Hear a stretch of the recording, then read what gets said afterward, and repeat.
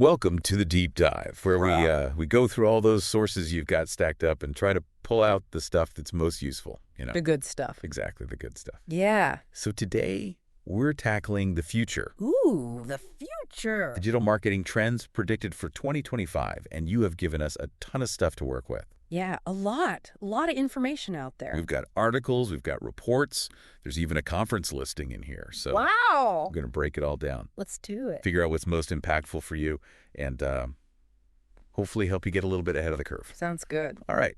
So let's dive in. One of the big themes that kind of jumped out from all of this is AI. Yes. But not in the way that we might think. Right. It's not. It's not like the Terminator. No killer robots. Not yet. But AI is definitely becoming more and more prominent in the marketing world. But it's not about replacing us. It's about enhancing. Think augmentation, not replacement. Right. And that's something that really came through in a lot of these sources is that,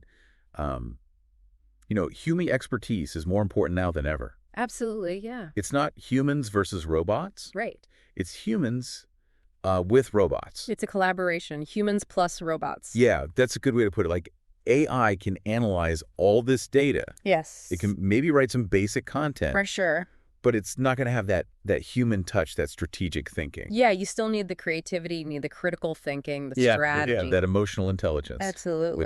Which is good news for us, right? Yeah, definitely. I mean, it's a little bit, I don't know about you, but I get a little intimidated by AI. Oh, yeah, for sure.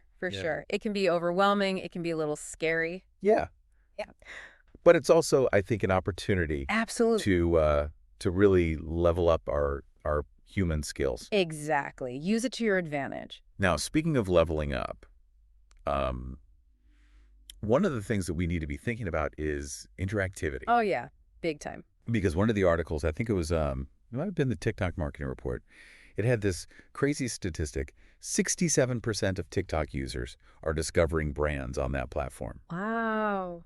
Which tells me that... That's a lot. Yeah, people don't just want to scroll and watch anymore. They want to participate. They want to engage. Yeah. Yeah, and so that's where things like quizzes, polls, even augmented reality, virtual reality. 3D tours, yeah. All of that is really coming to the forefront. Yeah. Because it's like the line is blurring between entertainment and marketing. For sure. And I think that's a good thing, because we can make marketing more entertaining. People are more likely to actually pay attention. Absolutely, yeah. You've got to grab their attention, right? Because attention spans are shrinking. Oh, they are. Yeah. And if you think about it, would you rather watch a boring product demo, or would you rather take a quiz to figure out what product is right for you? Yeah. Or like a personality quiz or something. Exactly. And not only is it more fun, but you're also getting valuable data from those interactions, right? Exactly, yeah. You're learning about your audience, what they like, what they don't like. Right. And then that brings us to kind of the elephant in the room. The big one. Which is social media is becoming the new search engine. It's true, especially Gen Z. They're using social media way more than Google. I mean, it makes sense, right? Yeah. If you want to know where to go eat, or you want to know how to fix your leaky faucet, yeah, where do you go? You're going to ask your friends. You ask your friends, you ask your network, yeah. So how do we as marketers adapt to that? Well, I think it's about kind of shifting your mindset a little bit. Think of social media as an extension of your SEO strategy. You still need to be doing keyword research, understanding what people are searching for, but applying that to your social media content. Make sure it's optimized, make sure it's, you're delivering value quickly, because people are scrolling, they're not spending a lot of time on each piece of content. So we need to be thinking about SEO for social media. Absolutely. Yeah. And we need to be thinking about video. Oh, yeah. Video. But not just any video. No. Short form video. Oh, sweet. TikTok, Reels. YouTube Shorts. All those platforms where it's quick, it's attention grabbing. Yeah, get to the point. And the thing is, you don't necessarily have to create all new content for that. Right. You can repurpose your longer content. Exactly, yeah. Take those webinars, take your blog posts, your podcasts even. Right. Break them down. Chop them up. Into those little bite-sized pieces. All right. So we've got AI taking over some of our jobs. We've got social media replacing Google. Mm-hmm. We've got video that's shorter than ever. It's a lot. Is there anything else I should know? Well, there's a whole other layer of trends that are less about the tactics and more about values. Ooh, tell me more about that. So consumers, they're demanding more from brands these days. They don't just want a product or service. They want to know what you stand for. It's like that whole conscious consumerism thing is really taking hold. Yeah, absolutely. And this means that brands need to step up their game when it comes to sustainability and ethical practices. This isn't just a nice to have anymore. It's a must have. Right, you can't just slap a green label on something and call it a day. Exactly. Yeah. Consumers are smart. They can see through that. So what does that look like in terms of marketing? I think it means being transparent about your values, about your practices, Yeah. supporting eco-friendly initiatives, creating content that reflects your commitment to a better world.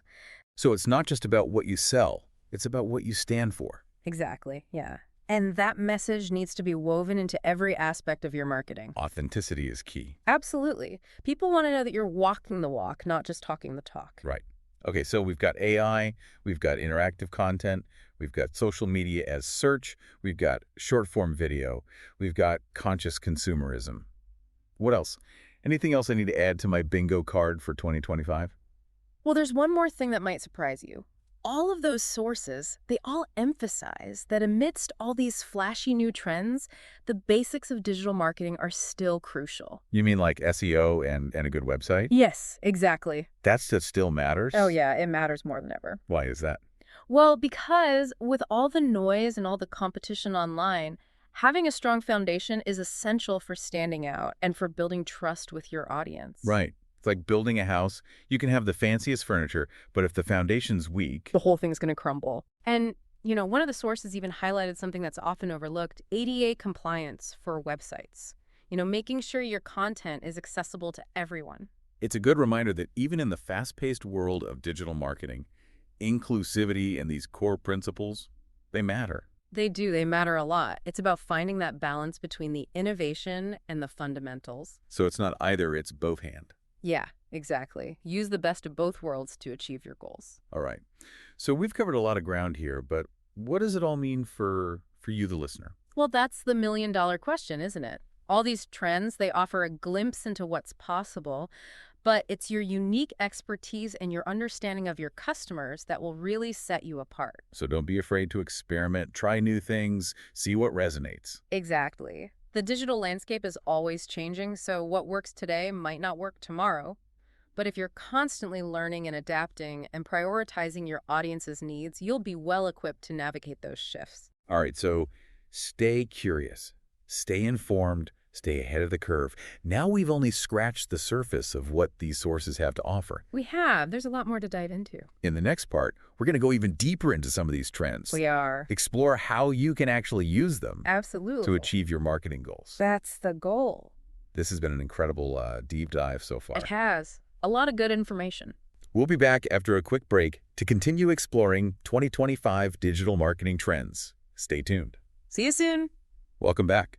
Yeah, I'm still trying to wrap my head around all those trends we talked about. A lot to unpack, right? It really is a fast-moving world. It is. And, one of the things that I think is especially fascinating and a little bit scary is this idea of agentic AI. Yeah, that one definitely caught my eye too. It's like AI, but with even more power, right?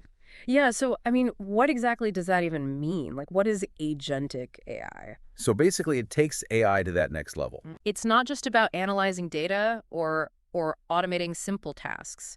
It's giving AI the ability to make decisions Okay. and take actions to achieve goals. So like it's AI with a mission. Yeah, exactly. Like imagine a marketing platform that can automatically adjust your ad spend based on real-time performance. Yeah. Or, a content creation tool that can write and publish blog posts optimized for specific keywords, all without you lifting a finger. That's pretty wild. It is. It's pretty wild. But it's also, it's still early days. We're not quite there yet, but it's definitely something to keep an eye on. Yeah, it's both impressive and a little bit intimidating, right? Oh, for sure. For sure. There's always that question of, are we going to be replaced by the machines? Right. But I think it's more about, how can we work with AI to make ourselves better? Yeah, like how can we use it as a tool to enhance what we're already doing? Exactly, exactly. It's like having, a super-powered marketing assistant working 24/7. But of course, there are challenges that come with this level of AI autonomy. Yeah. One of the big ones is making sure that these agentic AI systems are aligned with our values, our human values. Right, right. We don't want it to go rogue and, launch some offensive campaign or something. Exactly, exactly. We still need to be in control. And that's where things like AI governance platforms come in. Okay, what's that?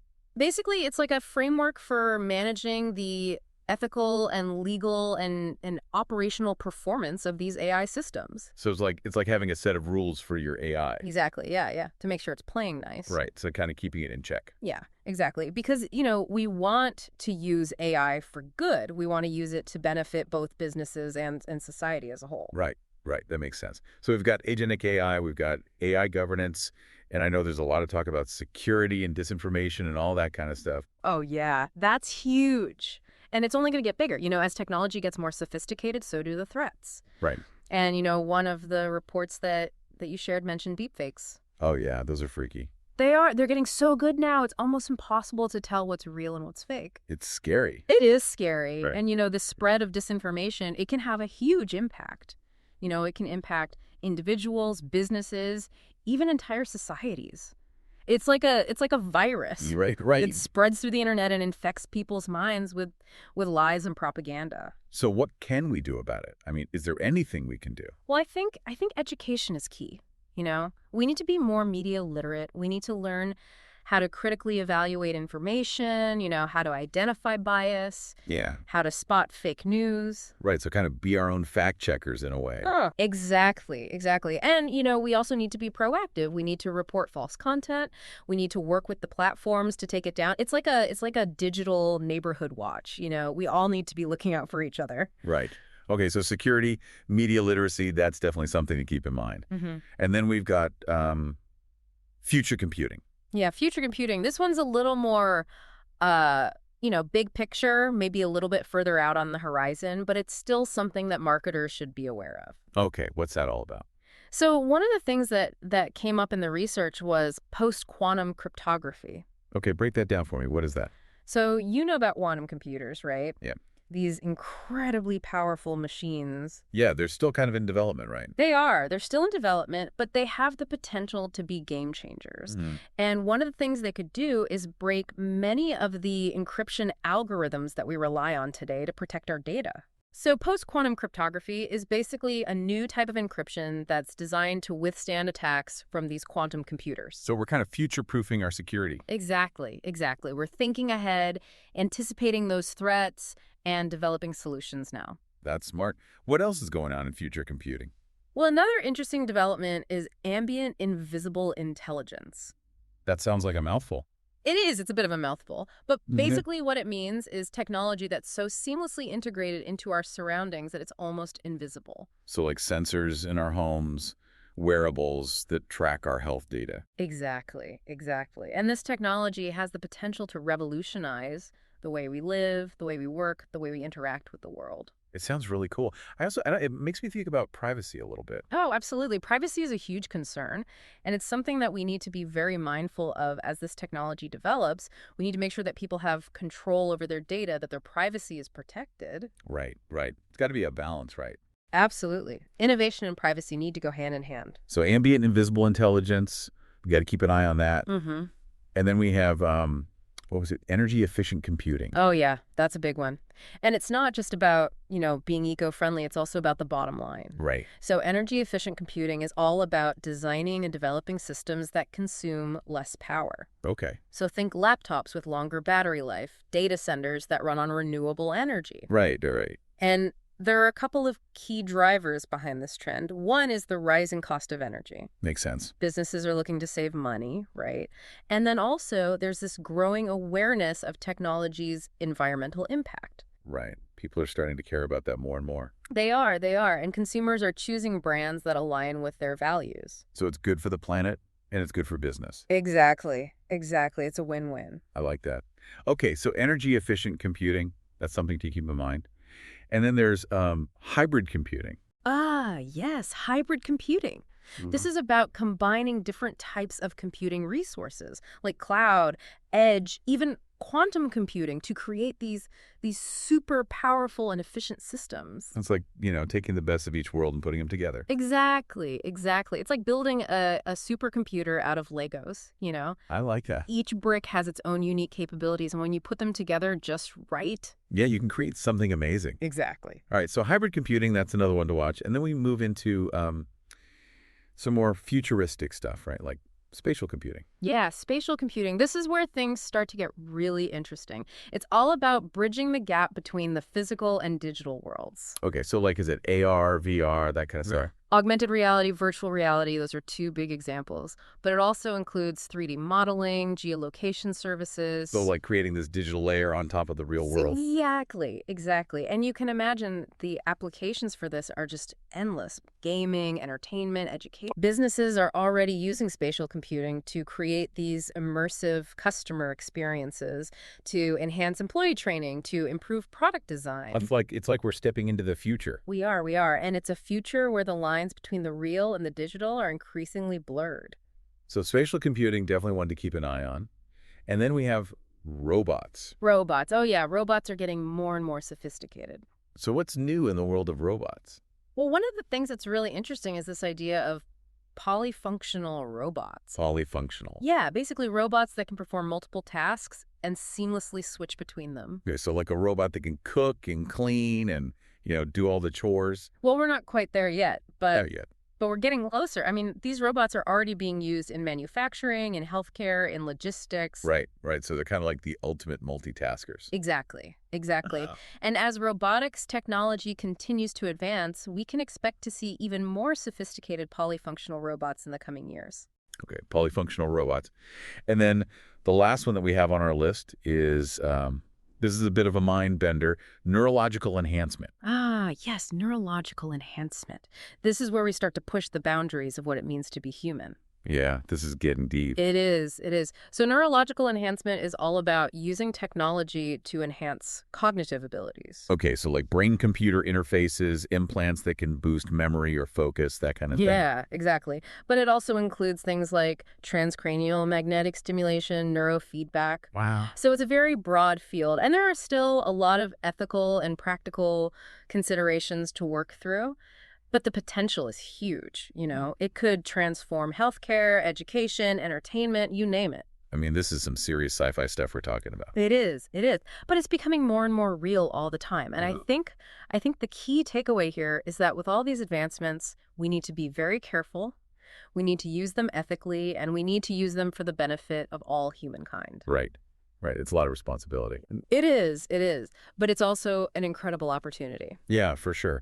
So we've covered a ton of ground here. Agentic AI, future computing, robots, neurological enhancement. I feel like my brain is about to explode. I know, right? It's a lot to take in.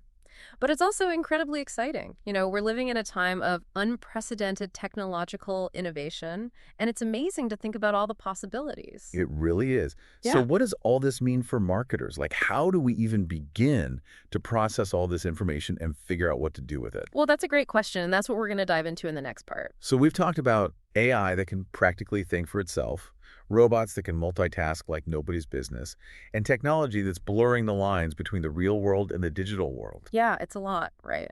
We've covered some pretty mind-blowing stuff. We have. But now I think we need to take a step back and think about what it all means for us marketers, like right now. Exactly. It's easy to get caught up in all the excitement and feel like we need to jump on every single trend. But the most important thing is to stay focused on your audience and your goals. What are you trying to achieve? And who are you trying to reach? One of the reports mentioned that the most successful marketers in 2025 will be the ones who are adaptable and willing to experiment. It makes sense, right? Things change so quickly in the digital world. What works today might be totally irrelevant tomorrow. So you got to be willing to try new things, to learn from your mistakes, and to change your strategies as needed. It's not about having all the answers. It's about being open to asking the right questions. Exactly. And the best way to start is by really understanding your audience. What do they need? What are their pain points? What are they hoping to achieve? Once you have that clear picture, you can start to see which trends are most relevant to them. Right, so maybe that means using AI to personalize content or experimenting with interactive content to get people engaged. Or maybe it even means exploring spatial computing to create something totally new and immersive. The possibilities are pretty much endless at this point. But here's the thing. Even with all this amazing technology, the basics of marketing haven't changed. You still need to create valuable content, build relationships, and provide an amazing customer experience. It's a good reminder that marketing, at its core, is about human connection. Absolutely. Technology can help us make those connections stronger and reach more people, but it can't replace that human element. So as we step into this exciting, uncharted territory of digital marketing, it's important to stay curious, stay adaptable, and most importantly, stay focused on what really matters. Connecting with our audience in a meaningful way and using our powers for good. Couldn't have said it better myself. And hey, if you're looking for more information and ideas to help you on your marketing journey, check out lbdlibrary.com. It's a great resource with tons of articles, interviews, and deep dives into the latest trends. It is. So until next time, keep exploring, keep experimenting, and keep pushing the boundaries of what's possible in the ever-evolving world of digital marketing. Absolutely. Happy strategizing, everyone.